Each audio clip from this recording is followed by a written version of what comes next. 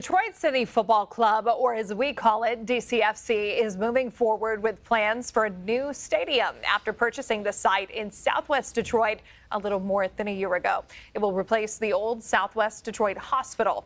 Our Jack Springate talked with DCFC ownership to find out when demolition will start for the neighborhood's newest attraction. Out with the old, and that's the old Southwest Detroit Hospital that hasn't checked in a single patient in nearly 2 decades. And in with the new, that's the new home for DCFC that'll be able to host crowds of at least 15,000.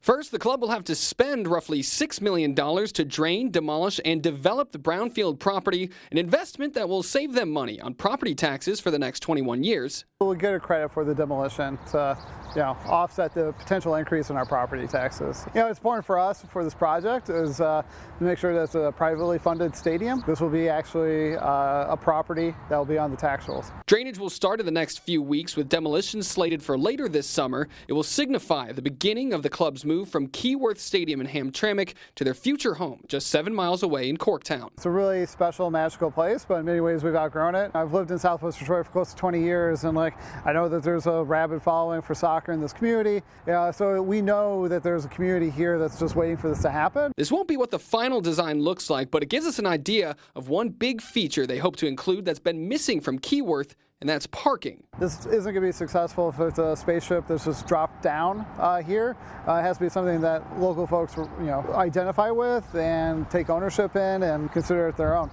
Mann says the 15,000-seat stadium is expected to be ready for the start of the 2027 season.